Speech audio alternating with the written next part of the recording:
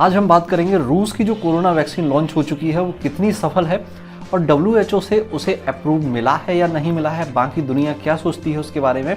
तो रूस ने जो है वैक्सीन लॉन्च करने में जल्दबाजी दिखाई है, वो दुनिया के गले नहीं उतर रही है।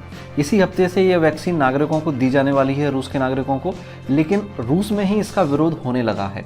एक मल्टीनेशनल फार्मा कंपनीज की एक लोकल एसोसिएशन है जिसने चेतावनी दी है कि क्लिनिकल ट्रायल पूरा किए बिना ही वैक्सीन सिविल यूज यानी कि जनता में, आम जनता में इसका प्रयोग करना काफ़ी खतरनाक साबित हो सकता है।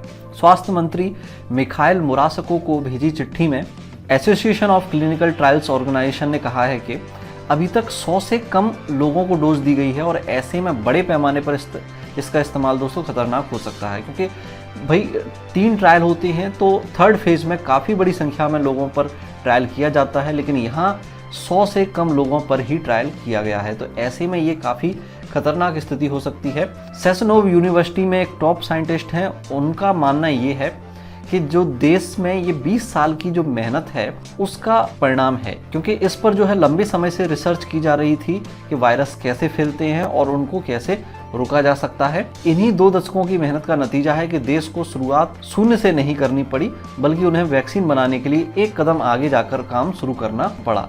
इस वैक्सीन को रूस रक्षा मंत्रालय और गमलिया नेशनल सेंटर फॉर रिसर्च ने एडेनो वायरस को बेस बनाकर तैयार किया है, यानी कि ये जो है वो एडेनो वायरस के लिए बनाई गई वैक्सीन थी, लेकिन इसमें जरूरी मॉडिफिकेशन करके जो है कोरोना वायरस के लिए इसको तैयार किया गया है। रिसर्च और मैन्युफैक्चरिंग में शामिल कई लोगों ने खुद को ये वैक्सीन की डोज दी है। कुछ लोगों को वैक्सीन की डोज दिए जाने पर बुखार आ सकता है, हालांकि इसके लिए जो है पैरासीटामोल के इस्तेमाल की सलाह दी गई है। पुतिन ने देश और दुनिया को भरोसा दिलाने के लिए कहा कि वैक्सीन जरूरी टेस्ट से गुजरी है और उनकी एक बेटी को भी टीका लगाया गया है और वो ठीक महसूस कर रही हैं। लेकिन जो है वो रूस ने भले ही दुनिया को भरोसा दिलाया है, लेकिन दुनिया भर में जो है वैक्सीन खरीदने में पश्चिमी देश और बाकी दुनिया अभी काफ़ी हिचकिचा रहे हैं।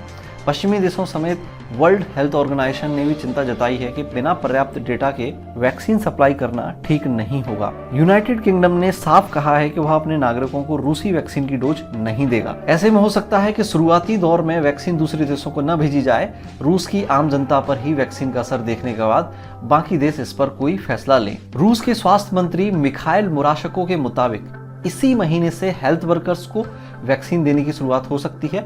रूस में सबसे पहले फ्रंटलाइन हेल्थ वर्कर्स को कोरोना का टीका लगाया जाएगा, इसके बाद वहां के सीनियर सिटीजन्स को वैक्सीन दी जाएगी।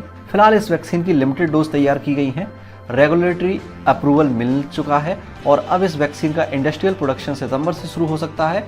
रूस ने कहा है कि वह अक्टूबर से देश भर में टीका लगाने की शुरुआत कर सकता है। उम्मीद करते हैं बाकी सब कुछ ठीक हो और WHO और दुनिया की जो चिंताएं हैं वो इसके बाद जो आम जनता को टीका लगने के बाद शायद सही साबित हों। तब तक के लिए हमें जो है वो उनके नतीजों का इंतजार करना होगा।